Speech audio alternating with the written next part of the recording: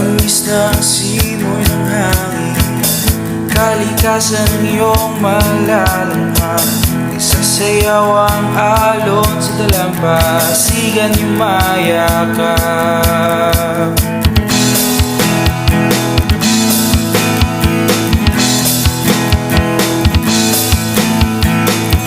Nalulunti ang puno sa makakapal na kagubatan.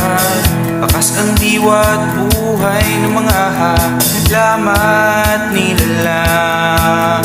Ngunit sa likod ng kanyang ganda ay naririnig mo ba kanyang malalim na hinaing ang pagpapabaya? Matututo pa ba kung nagbibingihan na mga taong dapat kakalinga sa kanya? Patawad kalikasan at kinalimutan ka.